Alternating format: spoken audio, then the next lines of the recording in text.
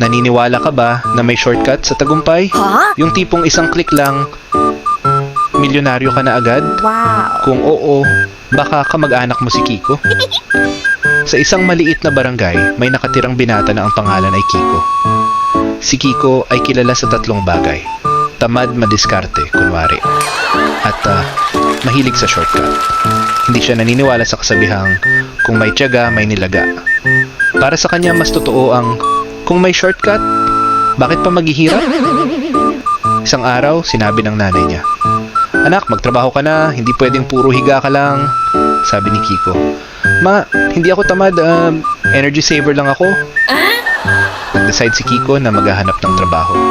Pero syempre, shortcut pa rin ang hanap. Nakakita siya ng karatula. Kailangan ng tagaputol ng kahoy, sabi ni Kiko. "Ay, ayos to. Putol-putol lang. Easy money." So nice. Pagdating niya doon, binigyan siya ng palakol. Unang hampas, tumama sa lupa. Ikalawang hampas, tumama sa sariling tsinelas. Sabi ng amo, "Sigurado ka bang marunong ka?" Sagot ni Kiko, "Oo naman po. Hindi lang ako marunong. Creative ako sa pagputol." Hindi nagtagal, natanggal si Kiko. Sabi ng amo, "Mas maraming ka pang naputol na tsinelas kaysa kahoy." Sumubok ulit si Kiko. Nakita niya si Mang Tonyo na nagbebenta ng saging. Sabi niya, "Ay, ito na, business, walang boss." So nice. Humiram siya ng puhunan sa nanay niya. Unang araw ng benta. "Bili na kayo ng saging. Buy one take. Isa lang din."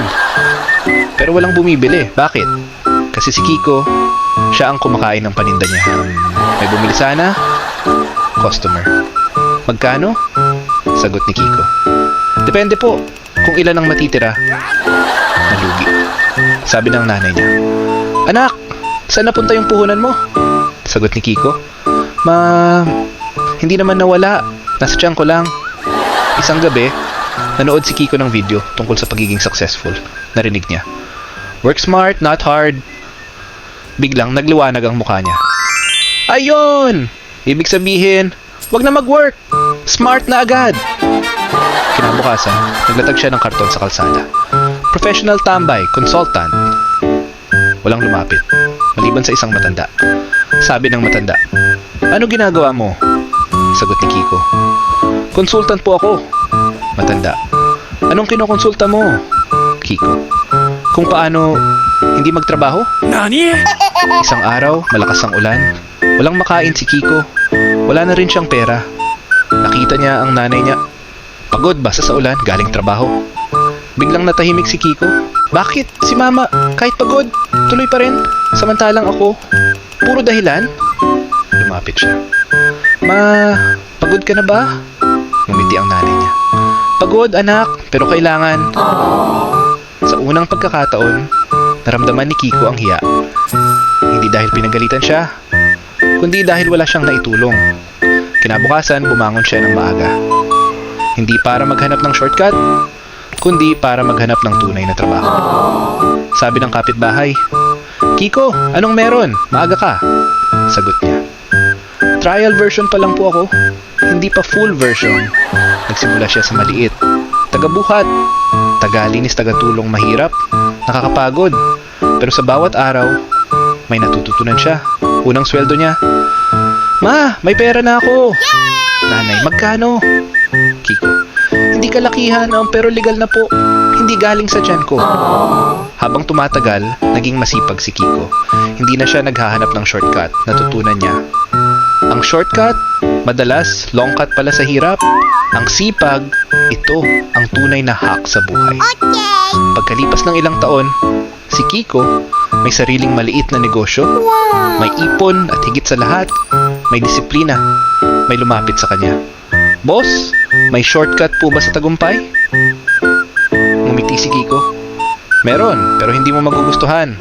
"Ano po?" "Magtrabaho ka, araw-araw." Kaibigan, maraming tao ang naghahanap ng mabilis na paraan para umangat. Pero ang totoo, walang instant na tagumpay. Walang madaling daan na walang kapalit. Kung meron man, madalas panandalian lang.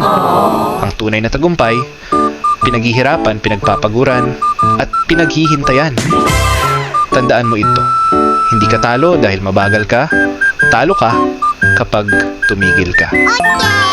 At kung feeling mo ngayon, nahuhuli ka na, wala ka pang nararating, o pagod ka na, ito ang sasabihin ko sa'yo. Okay lang mapagod, huwag ka lang susuko. Hindi mo kailangan ng shortcut para maging successful. Kailangan mo lang magsimula at huwag huminto. Kung umabot ka dito sa dulo, ibig sabihin isa ka sa mga taong hindi sumusuko.